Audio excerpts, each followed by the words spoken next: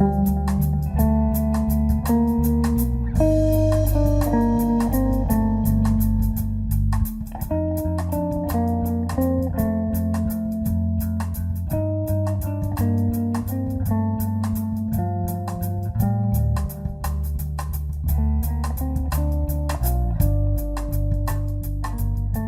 guys, welcome back to the Model Haven. I'm John, and today we're going to be doing update number 1 on my Revell Camaro Z28 RS build.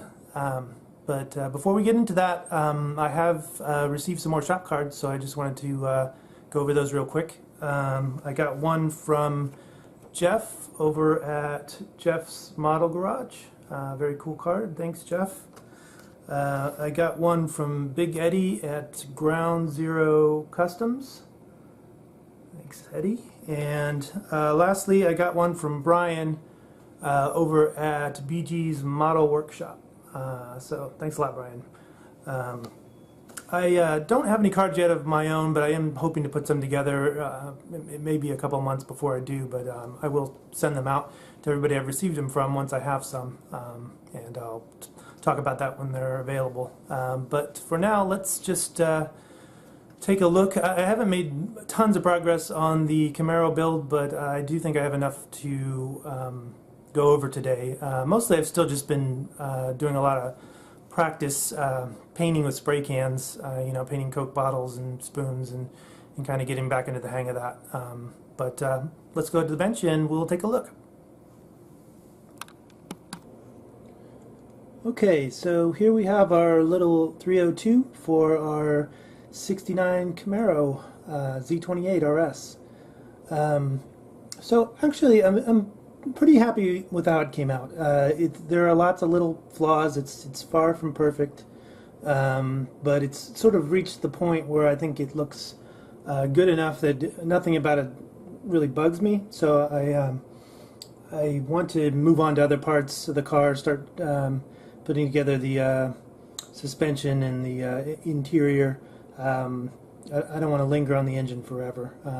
But I did take my time with this, and I didn't end up using the colors that were recommended in the instructions. So for the engine block, that's supposed to be Chevy engine red, and I just couldn't find anything nearby that was too close to that, and I didn't want to have to wait necessarily to order something, so I just ended up using one of the oranges I had. It's actually the Tester's gloss competition orange that I was considering for the body of the Camaro, and actually I am still considering using that for the body. It's of all of those paints that I showed you in my last video, it's the closest to what I wanted, but it's not exactly what I wanted, and also it's an enamel. So one of the things I've kind of figured out as I'm going along here is that enamel paints really take forever to dry. So I added an extra dehumidifier to that game room space in addition to the air conditioner, and that's helped out a lot with the painting, but it still takes these things a long time to dry. So I don't know that I want to use an enamel on the body, but I might. If I can't find any other orange I like better, that may be what we end up going with. But for this, I always thought that Chevy engine red looked a little orangish, so this doesn't look too off to me. I know it's not exactly the right color, but it looks pretty good to me, so I'm gonna keep it. As for the metal parts, so in the instructions there's the aluminum parts, and then there's the steel parts. We're not looking at any of the parts that are supposed to be steel, but that would be like the headers, which I'll show you in a minute, and I've already painted those. But the only one of the paints I had that I liked the look of it all was the Tester's. It's the gloss metallic silver, and I think it looks pretty good, especially for aluminum. It's maybe a little light for the steel parts, but possibly I can weather those a little bit to get some differences in the engine. And And then for all the parts, like the starter and the fan belt and the lower part of the air cleaner assembly, those were all supposed to be a semi-gloss black, and I ended up going with a flat black, tester's flat black. Just thought it looked a little bit more realistic. The fan itself, actually, I did use the tester's gloss black, so that's the only piece that's gloss. I did leave some parts chrome plated that probably shouldn't be chrome plated. The fuel pump, which you can see in this shot, and also the alternator, which that bugs me a little bit. I probably should have stripped it, but to be honest, it's the alternator is already just sort of floating there. This kit doesn't come with any kind of bracket for it, so in the future I might get a third-party kit to fix that problem. Not too bad on this one because the alternator is so close; it's almost touching the valve cover. So it's not quite. There's a little bit of tolerance there, but it doesn't look too bad, and I don't want to mess with it at this point. But in the future, I definitely wouldn't have the alternator. I wouldn't leave it in the chrome. The intake manifold is also in the aluminum. It's kind of hard to see in this shot. Let's see if I can shift this around a little bit so you can see in the front there.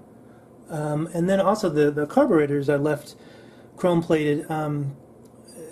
I wouldn't normally do that either, but in this build, because of this giant air cleaner and the sort of black lower part is covering everything, you can't really see them anyway. And it adds a little bit of different metal colors in there, which I sort of like. Makes it a little more realistic. So that doesn't bother me at all. So that's it for the colors. Again, with the paint, it was mostly just I had to wait a long time for it to dry, and so I masked off the engine block first, and then I painted the transmission, and then I did wait, I think 3 or 4 days on that one before, and it wasn't tacky to touch anymore when I finally removed the frog tape from the engine block and then taped up that side. And then I shot the engine block, and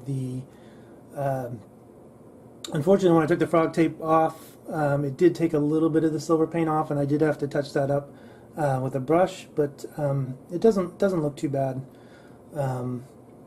And then for the engine block, I definitely didn't wait long enough until I started putting parts on. I thought it was dry, but it was actually still kind of tacky to the touch, and so I just tried to hold the piece from the transmission while I was putting it together, and I still ended up touching the engine block, and I got fingerprints on the bottom of the oil pan to the point where I did have to actually kind of go back over that with a brush to smooth it out, and it came okay, but it's not perfect. I'd say the thing that bugs me the most about this one, let's see if I can show you guys, is I don't know if you can see that in this shot, but there's a couple of injection points on the inside of that lower part of the air cleaner that I knew they were there. I think maybe I thought they were going to get covered up by the chrome, or I just forgot about them. But that, in terms of stuff that maybe annoys me a little bit, that would be at the top of the list. But it's not super noticeable, so I'm just going to let that slide. I did, you're definitely not going to be able to see it, but I did paint the air cleaner itself underneath the tan, and it actually, that part looks really nice, but then sort of those injection points still being there, and also you can see when I cut the chrome cover off the sprue, I didn't clean it up quite well enough. Maybe I could still do that actually, with it all being built up, but I'm a little afraid because it actually was difficult to, let's see if I can get this back in shot. It was difficult to get that whole air cleaner on there. I had to kind of scrape away some of the paint, and it was hard to glue, and it's a little bit messy under there. You can't see it with that thing, so I guess it's not that big of a deal. But also on this one, I should mention that so the distributor is kind of underneath that air cleaner in the back. It's mostly covered up, so it's I didn't bother wiring this one. That would have been too small to wire anyway, but I didn't bother getting an aftermarket kit. So there's that problem. It's a little hard to see, but the fan itself with the gloss black, I got a little too much paint on there, but it's not too bad. And let's see, another thing is that, you know, when you're painting this thing, you're sort of focusing on the top. Let's see if I can get this thing to focus. But you're not paying as much attention to the bottom of the oil pan, the bottom of the transmission, and you know, I thought I had cleaned up that seam pretty well, but I don't know if you can see that, but it's more noticeable than I'd like. Part of that's because I had to touch that up by brush as well. But because you don't realize when you're doing it, then you have to think, well, that's going to be showing from the bottom of the car, so it's going to be more noticeable than some of the other parts that you're sort of focusing on. But it came out okay. Let me show you the, see if I can get the other side. So on this side, let's just put this down a little bit. So we've got the oil filter there. I just left that white. I didn't paint it white. I think it looks okay, except that the orange paint ran down on a tiny bit. I can probably fix that up after the fact.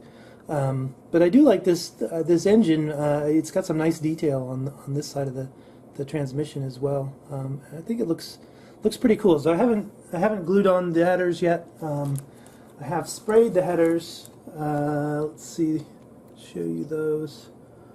I got them in this bag right now. Again, I think that the metal's a little bright, so I might try to weather those. And I didn't. There's a couple places where I didn't see the seam until I painted it. Now it's sort of noticeable. So, you know, I could strip these and clean them up, or I could just let them be. For now, I'm going to let them be. I'll wait till I get the chassis ready to put the engine in, and then kind of test fit things. And at that point, I'll either glue it together or I'll redo them. But yeah, in general, well, you know, so 1/25th scale models seem a lot smaller now than they did when I was a kid. That's for sure. That's probably because I can't see quite as well. So one of the things that helped with that was I ended up pulling this magnifier lamp off of my, let's see if you can see this, but it's got a magnifying glass on the underneath, off of my electronics bench, which I'm not using as much at the moment. And that helped out a lot when I was dealing with the real fidgety small stuff. And I have a nice set of tweezers, and that sort of helped.